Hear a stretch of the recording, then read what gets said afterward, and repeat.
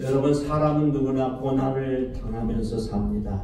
이 세상에 고난 없는 사람은 없습니다. 때는 물질의 고난도 겪을 수 있고요, 자녀들의 문제도 있을 수 있고요, 질병이 또한 찾아올 수 있고, 또한 사업에 국가적으로 또 교회적으로 또 어려움이 있을 수 있습니다. 정도의 차이는 있지만 우리는 다 고난 속에서 살다가 어려움을 겪고 또 힘든 삶을 살아가면서 신앙으로 믿음으로 이기기도 합니다. 우리가 고난이 오는 이유는 딱 두 가지입니다. 하나는 우리에게 죄가 있을 때 고난이 오고, 또 하나는 우리에게 연단, 훈련이 필요할 때 고난을 주십니다. 그래서 항상 우리가 고난이 올 때는 내가 성경에서 벗어난 일, 성경에서 벗어나는 것이 죄니까요, 이 죄가 있는가 살펴보고 그것이 생각나거든 예수님의 십자가의 보혈의 피로 우리의 죄를 씻기고 주님께 기도해서 그 죄 씻음 받으면 그 죄는 없어지겠죠. 두 번째로 훈련시키시는 것은 우리가 감사하게 받고 우리가 훈련을 잘 견디고 나면 그 연단이 끝난 후에 예비된 축복을 우리에게 주시는 것입니다. 예수 믿는 사람들은 왜 고난을 당할까? 히브리서 11장 8절은 그 답을 이렇게 주고 있습니다. 징계는 다 받는 것이야. 너에게 없으면 사생자요 친아들이 아니니라 그랬습니다. 그러니까 하나님의 아들, 딸들은 예수를 믿다가 또 하나님의 뜻에 의해서 하나님 보시기에 합당치 않을 때 고난을 주시기도 한다고 하는 것입니다.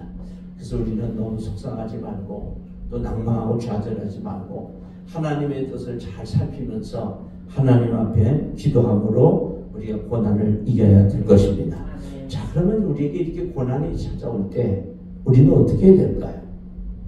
여러분, 모든 인생의 답은 성경에 기록되어 있습니다. 아주 성경은 명쾌하게 말하고 있습니다. 이렇게 우리가 분별을 못하고 또 너무 어렵게 말하고 있지 않습니다. 오늘 본문에 우리가 살피면 13절에는 고난당할 때 우리가 어떻게 해야 되는 것을 명쾌하게 말하고 있습니다. 너희 중에 고난당하는 자가 있느냐? 저와 여러분을 말하죠. 그는 기도할 것이요. 그래서 간단하고 명쾌합니다. 시편 50편 15절에도 환난날에 나를 부르라. 내가 너를 건지리니 내가 나를 영화롭게 하리로다 했습니다. 그러니까 우리는 환난을 다 당한다는 거예요. 예수 믿어도 어려움이 있다고 하는 거죠. 예수 믿는 사람이라고 해서 비 안 맞고 또 햇빛을 안 볼 수 없는 거죠. 하나님이 정하신 거니까 환난날에 우리는 주의 이름을 부르면 주님께서 우리를 건져주십니다. 그리고 우리가 하나님을 영화롭게 한다는 거예요. 하나님께 영광을 돌린다고 하는 거죠. 그러니까 여러분, 어렵고 힘든 일이 있을 때 하나님 앞에 엎드려서 기도하시길 바랍니다. 예레미야서 33장 3절에는 너는 내게 부르짖으라. 내가 네게 응답하겠고 네가 알지 못하는 크고 비밀한 일을 은밀한 일을 내게 보이리라 하셨습니다. 그러니까 여러분, 하나님 앞에 부르짖을 정도로 큰 소리로 또한 정말 울부짖는 소리로 간절히 하나님 앞에 부르짖어 기도하면 하나님이 응답해 주십니다. 할렐루야. 이거보다 더 은혜로운 메시지가 어디 있겠어요? 기도하면 하나님이 응답해 주신다. 그리고 우리가 알지 못하는 크고 비밀한 일, 은밀한 일을 우리에게 보여주신다는 것. 즉 우리의 앞길을 열어주신다는 거죠. 우리가 전혀 생각하지 못한 인간의 그 지식으로, 인간의 지혜로, 인간의 경험으로 깨닫지 못하는 그런 신비하고 놀라운 길을 우리에게 보여주신다고 하는 것입니다. 그래서 우리는 기도해야 되는 거죠. 마태복음 7장 10절에는 구하라 그리하면 너에게 주실 것이요 찾으라 그리하면 찾아낼 것이요 문을 두드리라 그리하면 너에게 열릴 것이니 그랬습니다. 하나님 앞에 우리는 열심히 구해야 됩니다. 그리고 찾아야 합니다. 그리고 문을 두드려야 합니다. 그러니까 기도를 적극적으로 단계를 높이면서 구해서 응답이 없으면 찾을 것이고 찾아서 찾을 때 응답이 없으면 문을 두드리라고 하는 것입니다. 야고보 사도는 4장 2절 3절에 너희가 얻지 못하면 구하지 아니하기 때문이요 구하여도 받지 못하면 정욕으로 쓰려고 잘못 구하기 때문이다 그랬어요. 그러니까 우리가 얻지 못하는 건 구하지 않기 때문에 우리가 얻지 못한다는 거죠. 하나님 앞에 여러분 열심히 기도해야 합니다. 야고보서 1장 5절에도 우리 하나님께서는 이렇게 약속하셨어요. 너희 중에 누구든지 지혜가 부족하거든 모든 사람에게 후히 주시고 꾸짖지 아니하시는 하나님께 구하라. 그리하면 주시리라 그랬어요. 우리 모두는 다 부족합니다. 나약합니다.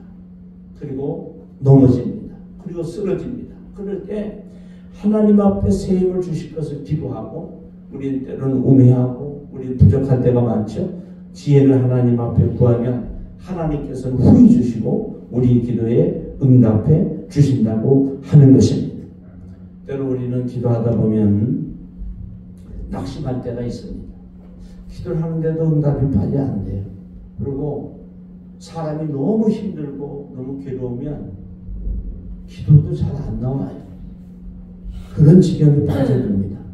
기도가 막 유창하게 나오고 힘있게 나오면 좋은데 기도해도 응답이 속히 없을 때 우리 기도도 잘 안 나올 때도 있습니다. 그런데 누가복음 18장에는 그 억울한 과거의 비유를 통해서 예수님께서 우리에게 이런 말씀을 주고 계세요. 예수께서 그들에게 항상 기도하고 낙심하지 말아야 할 것을 비유로 말씀하여 이르시되 그랬습니다. 데살로니가전서 5장 17절에는 쉬지 말고 기도하라 그랬습니다. 여러분 기도는 유대인들처럼 아침 9시에 낮 12시에 오후 3시에 그렇게 하는 것도 기도죠. 교회 나가서 시간을 정해서 하는 것도 기도지만 또 가정에서도 기도하는 것도 기도입니다. 사업장에서도 기도할 수 있습니다. 그리고 일하면서도 기도할 수 있습니다. 때는 급하면 전쟁을 하면서도 기도할 수 있습니다. 요수아는 하나님 앞에 그렇게 기도하죠. 전쟁을 하면서 태양아 너는 기본 위에 머무르라. 달아 너도 아얄던 골짜기에 그리할지어다. 그러니까 우리는 꼭 시간을 정해서 두 손 모으고 눈 감고 무릎 꿇고 기도하는 것이 기도가 그것만 기도가 아니라 항상 기도하는 거예요. 기도하는 마음으로 사는 거예요. 일하면서도 기도하고 또는 잠을 자면서도 기도하고 또는 걸어가면서도 기도하고 가정에서 사업장에서 일터에서 때로는 전쟁 중에도 우리는 하나님 앞에 기도하면 하나님께서 들어주신 겁니다. 그래서 여러분 소망을 잃지 말고 기도하면 응답해 주신다고 약속하셨습니다. 하나님의 약속의 말씀을 못 믿으면 누굴 믿겠어요? 어떤 것을 믿겠어요? 그러니까 하나님 앞에 여러분 사람은 믿지 못하지만 하나님은 우리 약속을 반드시 지켜주시는 거짓말을 못하시는 하나님이시니까 말씀 붙잡고 꼭 승리하시기를 주의 이름으로 축원합니다. 고난이 우리에게 올 때는 기도하면 길이 열립니다. 그래서 우리는 기도하고 또 기도하고 기도해서 그 길이 열릴 때까지 하나님 앞에 기도해야 하는 것입니다. 요한일서 5장 15절에는 우리가 무엇이든지 구하는 바를 들으시는 줄을 안즉 우리가 그에게 구한 그것을 얻은 줄을 또한 아느니라 했습니다. 사도 요한은 기도하면 우리가 기도를 들어주실 걸 안다. 내 기도를 나의 기도를 하나님이 들어주시는 걸 알고 있고 또 우리가 하나님 앞에 구한 것을 주실 것을 믿는다. 그것이 기도입니다. 그러니까 우리는 기도할 때 항상 믿음을 갖고 기도하는 거죠. 내가 기도하면 하나님이 들으신다. 그리고 내가 기도하면 그 기도한 것을 우리에게 얻게 하신다. 우리에게 주신다고 하는 것이죠. 저는 고등학교 때 성경을 보면서 많은 생각을 했습니다.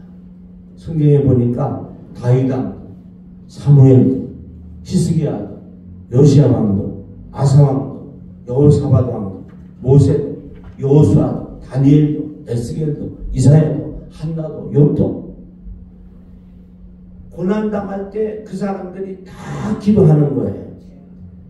여러분 한 나라의 왕도 기도하는데 우리가 기도 안 할 수 없죠. 바쁘면 누가 더 바쁘겠어요? 목사님 저는 바빠서 기도할 시간이 없어요. 한 나라의 왕이 더 바쁘겠어요? 우리가 더 바쁘겠어요? 힘이 드는 것도 그래요. 한 나라의 왕이 더 힘들겠죠. 할 일도 많고. 왕들도 기도하는데 우리가 기도 안 할 수 없죠. 지도자들도 기도하는데 우리가 기도 안 할 수 없죠. 그들도 환난의 날에는 한 나라의 왕도 지도자들도 다 백성들과 함께 어려움을 극복하기 위해서 기도해서 하나님의 은혜를 입습니다. 하물며 여러분, 예수님조차도 십자가를 지시기 전에 겟세마네 동산에 올라가서 기도를 합니다. 예수님도 기도하는데 우리가 기도할 수 없죠. 여러분, 기도하면 살 길이 열립니다. 고난 중에 있는 성도님은 기도하시고 하나님께서 열어주시는 그 은혜를 체험할 수 있기를 바랍니다. 두 번째는요, 오늘 13절 하반절에 이렇게 말씀하고 있어요. 즐거워하는 자가 있느냐? 그는 찬송할지니라. 이것도 명쾌하죠. 형통하고 좋은 일이 많을 때는 하나님께 찬송드리고 찬양드리고 감사하며 하나님께 영광을 돌리라고 하는 것입니다. 전도서 7장 14절에는 형통한 날에는 기뻐하고 곤고한 날에는 뒤돌아보아라. 이 두 가지를 하나님이 병행하게 하사 사람이 그의 장래일을 능히 헤아려 알지 못하게 하셨느니라. 아멘. 여러분, 고난을 당해도 너무 속상하지 말 것은, 고난이 있으면 골짜기가 있으면 또 올라가는 데가 있어요. 항상 언덕이 있고 아래가 있는 거예요. 내가 지금 사망의 음침한 골짜기에 있을지라도 두려워하지 마라. 주님께서 나와 함께 하심을 믿으면서 내가 원수 앞에 있어도 하나님이 상을 베풀어 주실 것을 믿으면서 우리는 기도하는 것입니다. 그러면 하나님께서 형통의 은혜를 주시는 것입니다. 형통이라고 해서 우리 마음대로 잘 되는 것이 아니고, 어느 성경에는 형통은 하나님의 뜻대로 잘 되는 것을 말합니다. 또 복이라고 하는 것도 시편 2편은 아슈레이라 했는데요, 내 뜻대로 잘 되는 게 복이 아니고 하나님 뜻대로 잘 되는 것이 복입니다. 그러니까 이루어지는 것이 하나님 뜻대로 잘 이루어질 때 우리는 하나님 앞에 감사하고 찬양하고 즐거워하고 하나님께 영광을 돌리라는 것입니다. 하나님은 우리가 고난 중에 어려움 중에 사망의 음침한 골짜기에서 원수의 목전에서 하나님의 은혜를 입고 하나님께 찬양을 드리고 하나님께서 영광을 받으시길 원하고 계십니다. 이사야서 42장 8절에는요, 나는 여호와이니 야훼이니 이는 내 이름이다. 나는 내 영광을 다른 자에게 내 찬송을 우상에게 주지 아니하리라. 그래서 우리를 창조하신 목적도 찬양을 받으시려고 우리를 만드셨다. 여러분, 우리가 고난 속에 있을 때 하나님은 우리에게 고난과 환난과 고통, 어려움을 주시려고 우리를 창조하신 것이 아니고 우리에게 영광을 받으시려고, 그 고통과 고난과 아픔과 슬픔과 그 환난을 다 이기고 하나님 앞에 찬양과 영광을 돌려서 하나님을 영화롭게 할 때 하나님 영광을 받으시려고 우리를 창조하셨다. 여러분, 즐거워하는 일, 좋은 일이 있으세요? 그럴 때는 무조건 하나님 앞에 찬송하고 영광 돌리시길 바랍니다. 하나님 앞에 영광을 돌려야 하나님이 기뻐하시는데, 하나님 앞에 영광을 돌리지 않으면 하나님 앞에 매를 맞죠. 사도행전 1장 23절에는 헤롯이 영광을 하나님께 돌리지 아니하므로 주의 사자가 고치니 벌레에게 먹혀 죽으니라. 그래서 헤롯 왕이 쫙 연설을 하니까 아부하는 사람들이 그런 거예요. 전하, 왕의 전하의 목소리는 사람의 소리가 아니라 바로 하나님의 소리입니다. 신의 소리와 같습니다. 그랬더니 헤롯이 흡족해가지고, 그걸 아니다, 이것은 하나님께 영광 돌리고 나는 사람이다. 사도 바울처럼 나는 신이 아니다. 나를 쓰시는 하나님께 찬양하고 하나님께서 하시는 이름을 영광 돌려야 되는데 헤롯이 하나님께 영광을 돌리지 않았어요. 그랬더니 주님의 사자가, 여호와의 사자가 곤치 가르쳤다는 거죠. 벌레에게 먹혀 죽으니라. 머리에 충이 들어간다. 몸속에 벌레가 들어가서 그것을 벌레에 먹혀 죽는 안타까움이죠. 그러니까 여러분, 하여튼 좋은 일이 있으면 작은 일이든 큰 일이든 하나님께 찬양과 영광 돌리시길 바랍니다. 제사장니까 전서 5장 18절에도 범사에 감사하라. 이것이 그리스도 예수 안에서 너희를 향하신 하나님의 뜻이니라 그랬어요. 어떤 어떤 사람들은요 하나님의 뜻을 잘 모른다고 그래요. 성경에 이렇게 기록하고 있잖아요. 범사에 감사하라. 이것이 그리스도 예수 안에서 너희를 향하신 하나님의 뜻입니다. 사도 바울은 믿음의 아들 디모데에게요 먹을 것이 있고 입을 것이 있으면 족한 줄로 알라 그랬어요. 여러분 먹고 그 쓰는 것이 있을 때 하나님 앞에 감사하시기 바랍니다. 하나님께 영광 돌리면 감사하면 하나님은 우리에게 더 큰 것을 주시는 것이죠. 예수님께서 누가복음 17장에 나병 환자 10명을 고쳐주셨어요. 제사장에 가서 보이라고 가던 중에 10명의 나병 환자가 났는데 그 중에 주님께로 나와서 예수님께 나와서 그 병 고쳐주신 것을 감사하고 찬양하는 나병 환자는 이방인 딱 한 사람이었어요. 그 예수님께서 마음이 아프셔서 9은 어디 있느냐? 이 이방인 외에는 하나님께 영광을 돌리러 온 자가 없느냐? 그렇게 말씀하셨어요. 그들은 구원받지 못했겠죠. 병은 고쳤지만 구원을 못 받았을 거예요. 그런데 이방인은 하나님 앞에 영광을 돌리니까 병만 고친 것이 아니고 그 영혼도 구원받게 된 줄 믿습니다. 그래서 여러분 하나님께 영광 돌리면 좋은 일이 많습니다. 하나님께서 은혜를 주시고 우리의 영적으로도 은총을 베풀어 주시는 것입니다. 자, 세 번째는요. 오늘 본문의 14절에 그렇게 말씀하고 있어요. 너희 중에 병든 자가 있느냐? 그는 교회의 장로들을 청할 것이요. 그들은 주의 이름으로 기름을 바르며 그를 위하여 기도할지니라 그랬어요. 믿음의 기도는 병든 자를 일으키고 혹시 죄를 지었어도 사하심을 받고 그래서 우리는 죄를 서로 고백하며 병이 낫게 서로 기도하고 의인의 간구는 역사하는 힘이 큼이나 그러면서 엘리야가 기도할 때 하늘문이 닫히고 엘리야가 기도할 때 하늘문이 열리는 그것을 예로 이 야고보 사도는 말하고 있습니다. 여러분 야고보 사도가 이렇게 기도를 강조하는 이유가 있어요. 많은 학자들이 야고보 사도는 하도 기도를 많이 해갖고요 무릎이 낙타 무릎이 됐다고 굳은 살이 벗겨서 낙타처럼 그렇게 무릎이 변했다고 하는 거죠. 야고보 사도는 기도해서 응답도 받고 기도해서 병자도 또한 치료하고 예수 믿고 구원받는 사람들에게 기도를 가르친 그런 사도였습니다. 우리 주위에 병든 사람들이 너무나 많습니다. 요즘 또 정부와 또 의사들의 문제가 아주 많이 일어나서 환자들이 곤란을 겪고 있습니다. 병든 사람들은 어떻게 될까요? 방법이 딱 나와 있죠. 교회 장로들을 청할 것이요. 여기서 장로는 그 당시에는 지금처럼 목회라는 저처럼 목회라는 주의 종들을 말합니다.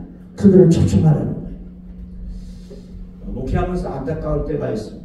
병이 있는데도 단 목회자의 기도를 받지 않아요. 굉장히 위험한 신앙입니다. 문제가 있거나 어려움이 있거나 또 병이 있거나 이럴 때 교회 목사님을 초청해서 기도를 받는 아니면 와서 기도를 받아도 좋죠. 기도는 성령을 말합니다. 그래서 성령을 말하면서 성령님 임하실 걸 의하면서 기도하면 믿음의 기도는 병든 자를 구원하신다.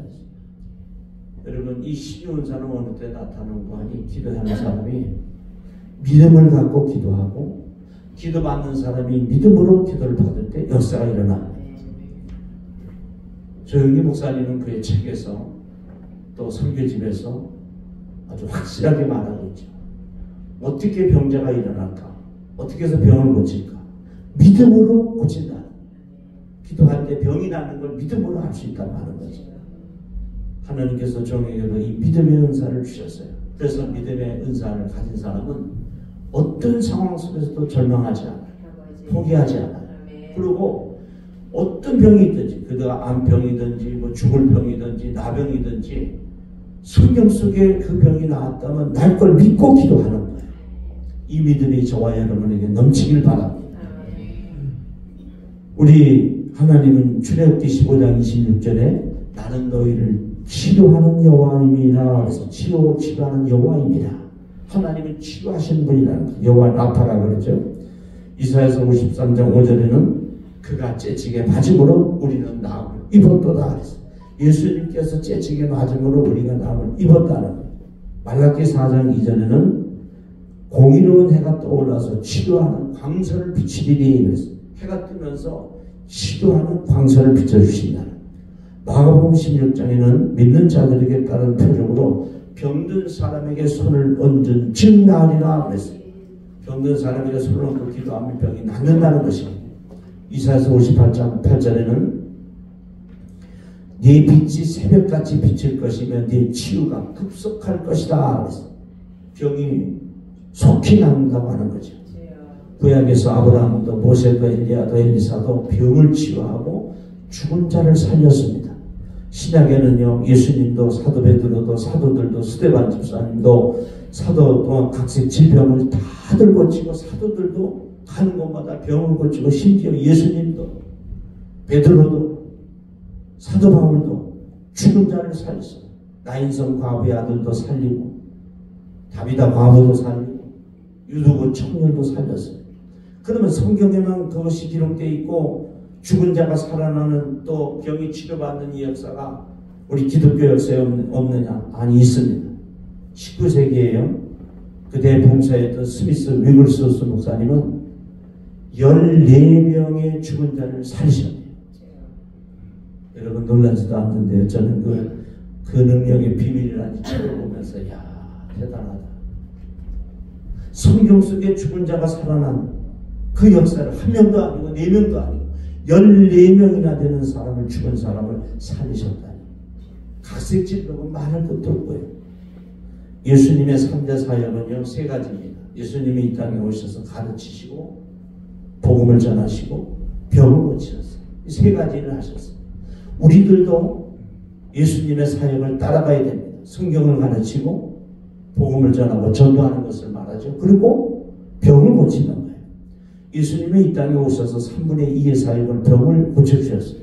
38년 된 병자도 10개를 혈류병을 앓던 여인도 중풍병자도 나병 환자도 간질병 환자도 귀신 들린 자도 또한 베드로 장로의 열병도 사망 권세도 깨뜨리시고 3일 만에 부활하셨어요. 그래서 여러분 우리는 하나님 앞에 기도함으로 우리 교회가 병 낫는 교회로 병이 안 낫는 것이 이상한 거예요. 병이 치료되는 교회로 우리가 소문이 날 수 있도록 기도해야 합니다. 종을 위해서도 기도해 주실 것은 종이 손을 얹어 기도할 때 병이 날 것을 기도해 주셔야 합니다. 여러분 엘리야는 기도할 때 한 번 기도하니까 하늘문이 닫히고 또 한 번 기도하니까 하늘문이 열렸어요. 하늘문이 열리고 닫히기도 하는데 이까지 병이야 뭐 예수 이름으로 기도하면 귀신도 쫓겨가고 병도 낫게 되는 것입니다. 이제 결론을 냈습니다. 교회는요 영적 베데스다 연못입니다. 교회는 베세다 광야예요. 교회는 갈멜산 꼭대기입니다. 그리고 모리아 제단입니다. 교회는 노아의 구원의 방주요 골고다 언덕입니다. 모세의 성막이고 솔로몬의 성전입니다. 그래서 우리는 이 날마다 교회에서 일어나는 기적과 역사와 표적을 보면서 살아갈 수가 있는 것입니다. 우리 하나님께서는요 저와 여러분이 요한삼서 2절 말씀 그대로 사랑하는 자여 네 영혼이 잘된 같이 네가 범사에 잘되고 내가 범사에 잘되고 강건하기를 내가 간구하노라. 내가 온 것은 양으로 생명을 얻게 하고 더 풍성히 얻게 하려는 것이라. 그렇죠. 어떤 부모가 자녀들이 잘못되기를 원하는 부모가 어디 있겠어요. 시편 23편 5절에는 다윗은 그렇게 고백합니다. 주님 내 잔이 넘치나이다. 창세기 26장 13절에는 흉년 중에 이삭이 마침내 거부가 됐다 그랬어요. 저는 이 말씀을 청년들에게 많이 전하고 있습니다. 우리 교회는 저와 여러분 물론이고 우리 후손들이 하나님의 은혜 가운데 정말 마침내 거부가 됐습니다. 가난하고 병들고 어려운 사람들을 물질로 도와주고 기도로 도와주고 복음을 전하고 민족 복음화와 세계 선교를 위해서 우리가 쓰여지는 그런 교회가 되기를 원합니다. 또 남북 통일이 되면 북한에도 우리가 교회를 세우고 복음을 전할 수 있기를 원합니다. 여러분 힘들고 어려울 때 교회 나오셔서 어떤 문제, 어떤 고난이라도 환난이라도 주님 앞에 내어놓고 기도하시고 가정에서도 사업장에서도 쉬지 말고 여러분 기도하시길 바랍니다. 그래서 응답되면 꼭 하나님께 찬양하고 영광 돌리고 하나님 앞에 감사하면서 하나님을 영화롭게 하는 저와 여러분 되시기를 축복합니다. 기도하겠습니다.